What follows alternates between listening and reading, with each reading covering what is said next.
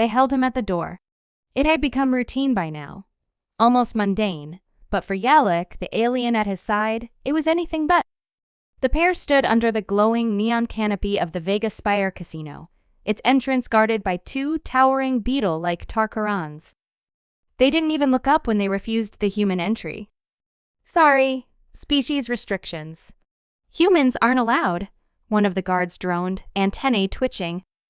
"Again?" The human sighed, leaning on the railing.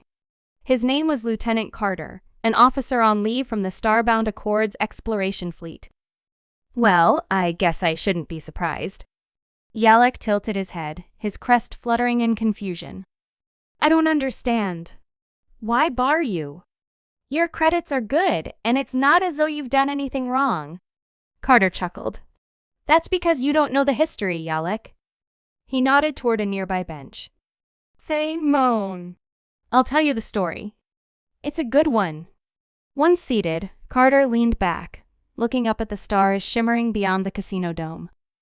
"It all started with a time alarm," he began. Yalek's eyes widened. "A time alarm? Those are serious. A violation of the temporal accords?" "Exactly," Carter replied. "Turns out some poor fools thought they could manipulate time to win a war. They were desperate, I'll give them that. An alien species, the Zorathians, were locked in a war with my people ages ago. It wasn't going well for them, so they tried something drastic. They sent agents back in time to undo key moments in human history." "What moments?" Yalek asked, leaning forward. Carter opened his mouth to respond, but before he could utter a word, a paper note came sailing through the air, carried by a sudden gust of wind. It smacked him square in the face. He froze for a moment, expression hidden beneath the offending currency. Then, with an exaggerated sigh, he peeled it off and inspected it. "Doesn't look like anyone's missing it," he said, glancing around. The aliens near them seemed preoccupied, oblivious to the airborne money. He stood, tucking the note into his pocket. "What do you say we get a drink? My treat." Yalek's jaw hung open in disbelief. "That just fell into your hands. You act like this happens all the time." Carter shrugged. "It's not that unusual." He grinned. "Besides, I'm just glad they don't use coins on this planet. Could have hurt." Yalek shook his head in bewilderment, but followed Carter as he led the way to the nearest cantina. Once seated with their drinks, Yalek's a glowing green concoction, and Carter's a frothy amber brew, the human picked up his story as if nothing strange had happened. "Right, where were we?" "Oh yeah, violent moments."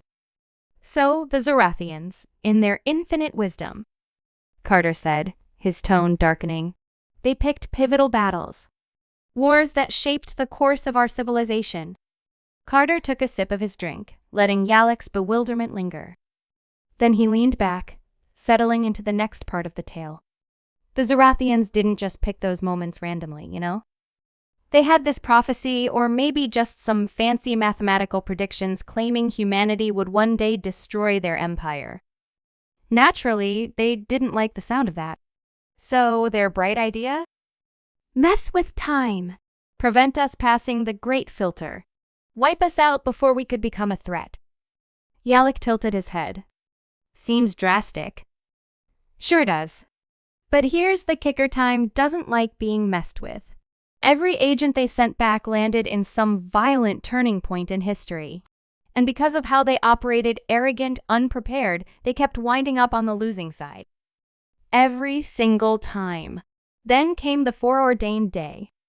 The Zorathians were braced for their empire to crumble under human might. They must have been watching every fleet, every military asset, waiting for the invasion. But what actually happened? Carter smirked, taking another sip. Yalek blinked. What? Carter's smirk widened. The stock market crashed. Human financial genius steps in and buys up every single Zorathian share at rock-bottom prices. Overnight, the Zorathian Empire was renamed the Zorathian Corporation, a wholly owned subsidiary of some human investment group. From galactic overlords to profitable portfolio assets in one day. And you better believe it's been a very lucrative investment. Yalek sat back, slack-jawed. You bought their empire? Carter shrugged. Wasn't me, but yeah, pretty much.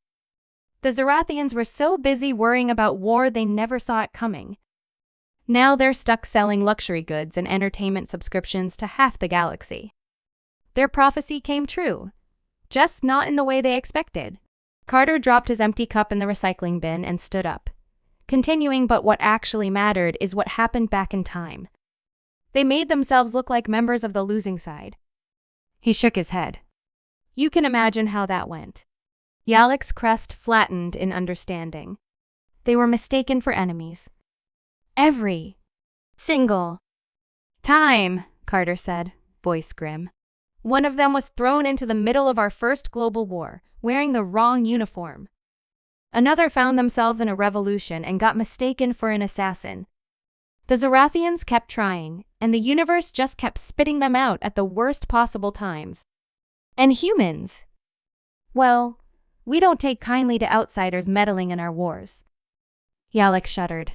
So they were killed. Or worse, Carter said quietly. The Zarathians panicked. Every time one of their agents failed, they'd send another back to fix the problem. It only made things worse. The time loop grew so tangled, it triggered alarms in the Time Watch's sensor arrays. By the time the watch stepped in and sealed the loop, human history was intact, but the universe had learned something. Yalek tilted his head. What's that? That humans, Carter said with a wry grin, always win in the end. That can't be true, Yalek protested. Carter shrugged. I didn't say it's fair. But after the Zarathians' mess, humans got a reputation. Call it luck, call it destiny, call it whatever you want. But people started to notice. If a human gets involved, things tend to go their way, no matter how impossible the odds. And that's why you're banned from casinos? Yep. Carter stood and stretched. Casinos were the first. Then the betting halls. Now it's just common sense. No one bets against a human if they've got half a brain. Before they could leave, the clattering of tiles caught their attention. Nearby, a group of aliens sat cross-legged around a low table, playing a game that resembled dominoes combined with dice. Their laughter and chatter filled the air, but it stopped abruptly as Carter approached. Mind if I join? Carter asked casually. The group exchanged wary glances, their frills and crests fluttering nervously. Finally, one of them, a Velcrat with silvery skin, spoke. You know humans aren't allowed in the casino. This isn't much different. It's just a friendly game, Carter said with a grin. No stakes, just for fun. Reluctantly, they let him join. Yalek stood off to the side, watching as Carter settled in. He picked up the strange Dyson tiles, examining them for a moment before the Velcrat explained the rules. Carter nodded, catching on quickly. They began to play. An hour later, the table was quiet. The pile of winnings in front of Carter had grown absurdly large, and the aliens stared at it in stunned silence. I think that's game, Carter said, tossing down the final tile with a smirk. The Velcrat leaned back, shaking his head. Impossible! You're not even familiar with the rules. Beginner's luck, Carter said with a shrug. The Velcrat's expression hardened. Luck doesn't last forever, human. One day, it'll run out. Carter grinned, standing and gathering his winnings. Maybe, but not today. As Carter and Yalek walked away, the Velcrat turned to his companions, muttering, I'll bet you next time we play, he doesn't win. The others recoiled, their frills rising in alarm. You fool, one hissed. Never bet against a human.